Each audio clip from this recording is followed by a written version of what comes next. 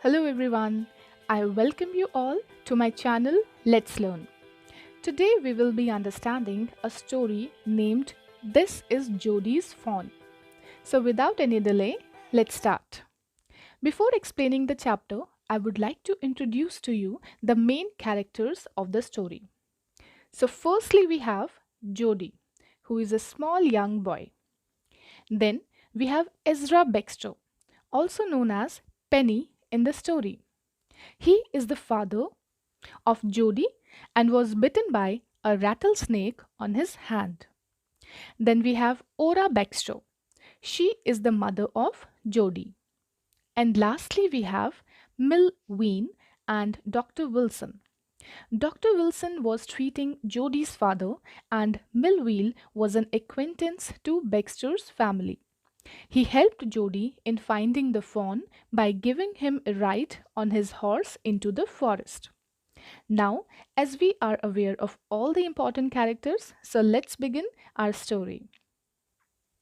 Jody's father, Penny, was bitten by a rattlesnake. He quickly killed a doe. Then he used the doe's heart and liver to draw out the poison. Jody saw that the doe's baby, a little fawn, was left alone. The thought of fawn kept on haunting Jody's mind. He quietly went to his father's bedside. He asked him how he was feeling. Then he asked him to think about the fawn. He asked him to bring the fawn home. Jody wanted to raise him. At first, Penny was in dilemma. Jody argued that raising the fawn would not be a burden. Fawn could drink Jody's milk until he started eating leaves and acorns. Jody also said that his family was responsible for the fawn's plight. Penny agrees that it would be ungrateful to leave the fawn to starve. So he gave Jody his permission. He asked him to tell his mother about it before going to bring the fawn in. Jody came to the table and sat down very quietly. The mother was pouring coffee in the cups. She was taken aback when Jody talked of bringing the fawn home. Seeing the mother reluctant, Jody told what his father has said. He said that Penny has said it would be ungrateful to leave the fawn to starve. Before the mother could say anything, Dr. Wilson spoke. He told Jody's mother that nothing in the world come quite free. He meant that they pay some price for having taken the life of Doe. Here, the price was to raise the fawn. Millwheel chipped in.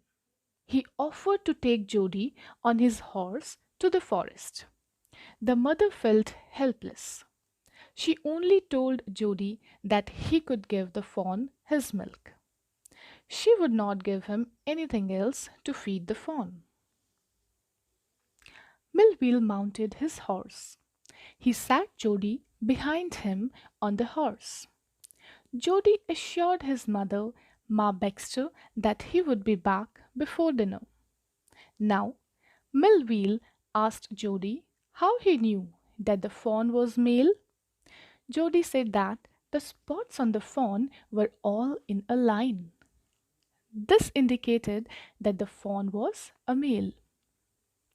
Once in the forest, Jody wanted Millwheel to go back. He wanted to be alone with the fawn. There were two reasons. First, it was possible that Jody might not get the fawn, for the fawn might have died or be not found. In that case, he would not like Millwheel to see his disappointment. Secondly, if he meet the fawn, the meeting would be very lovely and secret. He would not like to share it with anyone else. So, Jody asked Millwheel to go. He said that the scrub was too thick for the horse to get through. Millville was, however, afraid to leave Jody alone. He said that Jody could be lost in the forest or bitten by the snake. Jody, however, said Millville didn't have to worry. He would be careful. So Millville went back. After a while, Jody came to the carcass of the doe. The fawn was not found nearby. He tried to look for the small hoof prints, but in vain. Then there was some movement directly in front of him. Jody was overjoyed to see his fawn. It was shaky, but it didn't try to race or run. Jody laid his hand on the fawn's soft neck. He was very happy to feel it. Jody lifted the fawn from the grass very softly. He feared that the sight of its mother's carcass might agitate the fawn. So he avoided the clearing and went through the bushes. It was a difficult walk. He was carrying the fawn in his arms. It was a long walk. He reached the trail, then he came to the road that could take him home. Now he stopped to rest. He put the fawn down. It bleated and looked at Jody. Jody was charmed. I'll carry you after I get my breath, he said.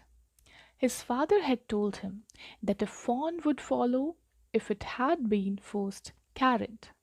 So he started slowly. The fawn didn't move, so he came back to pick him. He went ahead, carrying the fawn in his arms. He could not go very far. He was too tired this time. However, the fawn followed him as he walked on. He allowed it to walk a little. Then he picked it up again. He reached at the gate of his home carrying the fawn. At the gate, Jody had an idea.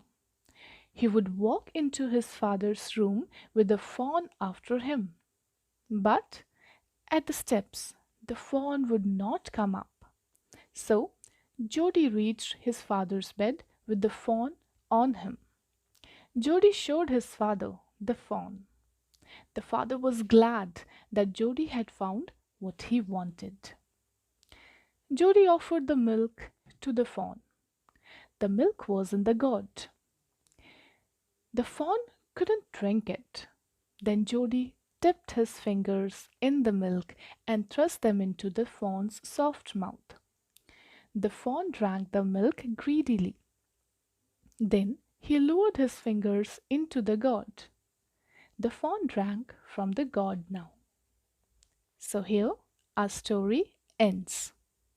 And this is how Jody found his fawn. So guys, I hope you understood today's story. That is, this is Jody's fawn. And if you do, kindly like, subscribe and share the video with your friends. I will see you in my next video. Till then, stay happy and keep learning. Bye bye.